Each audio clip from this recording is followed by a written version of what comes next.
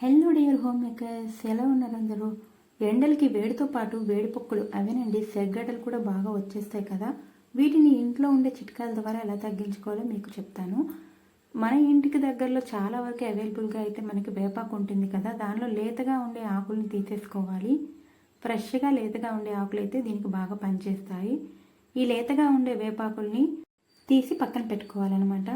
కాడ నుంచి మొత్తం ఆకుల్ని తుంచేసేయాలి. తుంచేసిన తర్వాత వీటిని బాగా నలగొట్టాలి. ఎంతవరకు అంటే రసం మొత్తం బయటకు వచ్చేంత వరకు బాగా నలిపేసేయాలి. ఇలా బాగా నలగొట్టిన వేపాకుని పసుపుతో కలిసి పక్కన పెట్టాలి. తర్వాత ఫ్రెష్గా ఉండే అలోవెరా కనుక మీకు అవైలబుల్గా ఉంటే దాన్ని యూజ్ చేయండి, బాగా పనిచేస్తుంది. ఫ్రెష్గా ఉండే అలోవెరా ముక్కను కూడా బాగా దీంట్లో జ్యూస్ వచ్చేలాగా పిండేసేయాలి. కాస్తంత అలోవెరా రసాన్ని తీసుకోవాలి. అది మనకి ఎన్ని సెగ్గడ్డలు అయితే ఉన్నాయో దానికి అప్లై చేసుకునే విధంగా కలుపుకోవాలన్నమాట. ఇప్పుడు ఇది మనకి ఒక లేయర్లా ఫామ్ అయింది కదా, దీన్ని మనం సెగ్గడ్డల పైన అప్లై చేసి 1 గంట వరకు వదిలేసేయాలి. ఇలా మనం రోజుకు 2-3 సార్లు చేస్తే 2 నుంచి 3 రోజుల్లో సెగ్గడ్డలు అనేవి పెయిన్ లేకుండానే తగ్గిపోతాయి. రెమెడీ నచ్చితే కనుక ప్లీజ్ లైక్ చేయండి. ఎండాకాలం వేడి బయట నుంచే కాకుండా శరీరంలో కూడా బాగా పెరిగిపోతూ ఉంటుంది కదా. అలా మనకి చిన్నపిల్లలో కానీ పెద్దల్లో కానీ బాగా వేడి ఎక్కువైనప్పుడు తలపోటు, జలుబు లాంటివి చేస్తూ ఉంటాయి. అప్పుడు ఈ రెమెడీ అయితే చాలా బాగా పనిచేస్తుంది. బాగా ముదిరినటువంటి ఒక తమలపాకుని తీసుకుని దానిపైన ఆముదాన్ని వేసి వేడి చేయొచ్చు, లేదంటే ఇలానే నెత్తి మీద అంటే కరెక్ట్గా మనకి హెడ్ మధ్యలో పెట్టేసుకోవాలి. లేదా చిన్నపిల్లలు అయితే నెత్తి మీదన పెట్టొచ్చు, ఛాతీ మీద కూడా పెట్టొచ్చు. దీనివల్ల బాడీలో హీట్ మొత్తం తగ్గుతుంది. ఇది బామ్మల కాలం నా చిట్కా, పాటించండి, రిజల్ట్ అయితే ఖచ్చితంగా ఉంటుంది. ఇంట్లో తొందరగా పాడయ్యే పప్పుల్లో శనగపప్పు, పెసరపప్పు అయితే ఫస్ట్ ర్యాంక్ కొడతాయి. వీటిని ఇలాగే స్టోర్ చేసేయకుండా 1 నుంచి 2 చుక్కలు ఆయిల్ మాత్రం వేసుకొని బాగా కలిపేసేయాలి. దీన్ని ఎండలో ఒక 1 to 2 అవర్స్ పెట్టి స్టోర్ చేసుకుంటే పురుగు పట్టకుండా ఉంటుంది. చిన్న చిన్న బౌల్స్లో ఇట్లా మనం చిన్న చిన్న స్పూన్స్ని వేసినప్పుడు ఇవే దానిలో మొత్తానికి మునిగిపోయి ఉంటాయి. ఇట్లా సర్వింగ్ చేసేటప్పుడు మనకి చాలా ఇబ్బందిగా ఉంటుంది, చేతికి ఆయిల్ అది తగులుతుంది. అలాంటప్పుడు మనకి ఎంతవరకు స్పూన్ దానిలో పెట్టాలనుకుంటున్నామో అంతవరకు ఒక రబ్బర్ బ్యాండ్ని వేసేస్తే కనుక ఆ హెడ్జ్ అనేది అక్కడే ఆగిపోతుంది. మనకి సర్వింగ్ చేసినప్పుడు ఎటువంటి ఇబ్బంది లేకుండా ఉంటుంది. చాలామందికి ఫ్యాన్సీ ఇయర్ రింగ్స్ పెట్టుకునేటప్పుడు అవి పడక ర్యాష్ లాంటిది వస్తూ ఉంటుంది ఇయర్స్కి అయితే. కొంతమందికి పుండ్లు కూడా అవుతూ ఉంటాయి. అట్లాంటి వారైతే ఈ టిప్ని పాటించండి, చాలా బాగా వర్క్ అవుతుంది. మీరు యూజ్ చేసే ప్రతిసారి ఇయర్ రింగ్స్ని ఒకసారి వాష్ చేయండి. ఆ కాడల వరకు వాష్ చేసేసి దాన్ని ఉల్లి రసంతో తడపండి. లేదా అలా కష్టం అనిపిస్తే కనుక వీటిని వెనకన సైడ్ నుంచి ఒకసారి ఒక చిన్న ఉల్లిపాయను తీసుకొని దానికి గట్టిగా గుచ్చి స్టోర్ చేయండి. ఇలా స్టోర్ చేయడం వల్ల దానికి ఉండే బ్యాక్టీరియా అనేది వెంటనే చనిపోతుంది. నెక్స్ట్ టైం పెట్టుకున్నప్పుడు మనకి అలర్జీ లాంటిది రాకుండా ఉంటుంది. ఈ టిప్ని పాటించండి, ఖచ్చితంగా వర్క్ అవుతుంది. మీకు కనుక ఈ టిప్స్లో ఏదైనా ముందే తెలిసి ఉంటే కనుక కింద కామెంట్ చేయండి. మీరు కనుక మన ఛానల్ని ఫస్ట్ టైం చూస్తున్నట్టే కనుక సబ్స్క్రైబ్ చేయండి, అలాగే లైక్ చేయండి, షేర్ కూడా చేయండి. ఇంతవరకు చూసినందుకు థ్యాంక్స్. ఇక ముందు చూసేవి కూడా మీకు ఖచ్చితంగా నచ్చుతాయి. మన ఇంట్లో ఫ్రిడ్జ్ లేని వారు మీగడని స్టోర్ చేస్తూ ఉంటారు. అది 2-3 రోజులకే బూజులు లేచిపోవడం, పురుగు పట్టడం వంటివి జరుగుతుంది కదా. అలాంటప్పుడు మీగడంతా ఒకదాని మీద ఒకటి వేసేయకుండా ఒక సైడ్ వేస్తే ఈరోజు, రేపు ఇంకొక సైడ్ వేయండి. అలా మార్చుతూ వేయడం వల్ల డ్రై అయ్యి కాస్తంత బూజు పట్టకుండా ఉంటుంది. మనకి 1 వీక్ నుండి 10 డేస్ వరకు ఇదే పద్ధతిలో మనం మీగడని స్టోర్ చేసుకోవడం వల్ల ఏమాత్రం బూజు రాకుండా చక్కగా మనం ఎప్పటిలాగే మిక్సీ చేసేసి వెన్న తీసేయచ్చు. తీసిన వెన్నతో నెయ్యి చేసుకుంటే చాలా బాగా వస్తుంది. ఈ పద్ధతిని ఒకసారి పాటించి చూడండి. ఎప్పుడూ మీకు పాడైపోకుండా వెన్న స్టోర్ అవుతుంది. అలాగే ఇంట్లో మీగడ ఏమాత్రం వృధా కాకుండా మనమే నెయ్యి చేసుకోగలిగిన వారవుతాము. అది కూడా బయట నుంచి కొనకుండా. ఏ వస్తువు లేకపోయినంత మాత్రాన మన పనులేవి ఆగిపోవు. దానికి ఒక చిన్న చిట్కా ఉంటుంది, అది పాటిస్తే చాలు, ప్రతి పని ఈజీగా ఉంటుంది. టిప్ నచ్చితే కనుక ఖచ్చితంగా లైక్ చేయండి.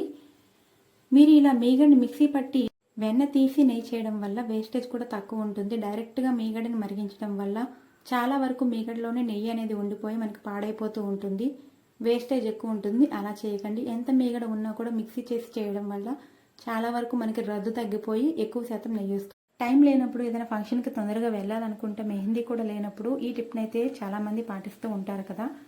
బాగా ఎర్రగా ఉన్న కుంకుమను తీసుకుని దానిలో కాస్తంత లెమన్ జ్యూస్ని కూడా యాడ్ చేసేసుకోవాలి. దీనిలో కాస్త వాటర్ కూడా కలిపేసి మెహందీ కన్సిస్టెన్సీలోకి బాగా కలిపేసుకోవాలి. తర్వాత దీన్ని పెట్టుకుంటే కనుక మనకి ఇన్స్టెంట్గా మెహందీ అయితే రెడీ అయిపోతుంది.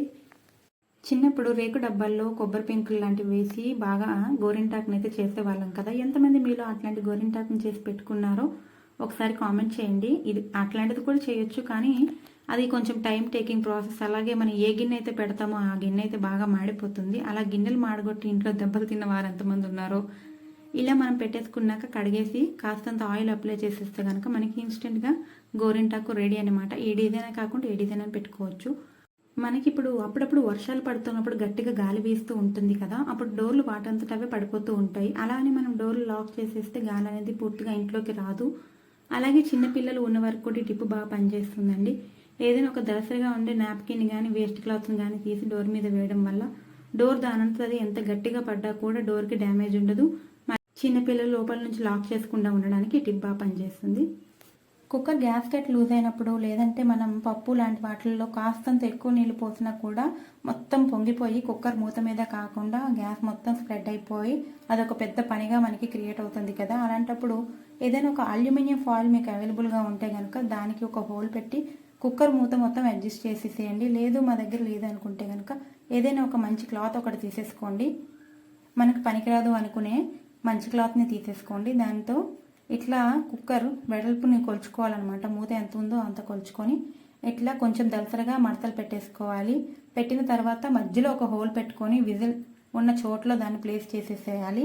ఇప్పుడు విజిల్ తీసి చూపిస్తాను చూడండి. ఇట్లా ఒక హోల్ పెట్టుకొని ఇలా మొత్తం ప్లేస్ చేసిన తర్వాత విజిల్ని అక్కడ అడ్జస్ట్ చేసేయాలి. అల్యూమినియం ఫాయిల్నైనా ఇట్లానే అడ్జస్ట్ చేసేసేయండి. ఇప్పుడు మనం కుక్కర్ పెట్టినప్పుడు కాస్తంత వాటర్ ఎక్కువైనా గ్యాస్ కట్ లూజ్గా ఉన్నా కూడా పొంగినా కూడా అది వాటర్ మొత్తం ఇక్కడే అబ్జర్బ్ అయిపోయి ఉండిపోతుంది. గ్యాస్ మొత్తం స్ప్రెడ్ అవ్వదు. మనకి కుక్కర్ మూత ద్వారా మొత్తం స్ప్రెడ్ అయ్యి రెండో పని అయితే మనకి పెట్టకుండా ఉంటుంది. ఈ టిప్ ద్వారా మనకి ఎంతో పని అయితే కలిసి వస్తుందండి. మొత్తం మళ్ళీ కడుక్కునే కంటే ఈ చిన్న టిప్ పాటించడం వల్ల చాలా టైం కలిసి వస్తుంది. టిప్స్ నచ్చితే కనుక లైక్ చేయండి please. Hello dear home makers, ఎలా ఉన్నారు అందరూ? ఎండలు బాగా ఎక్కువగా ఉన్నాయి కదా. వీలైనంత వరకు అందరూ హైడ్రేట్గా ఉండడానికి ట్రై చేయండి. వాటర్ ఎక్కువగా తాగుతూ ఉండండి.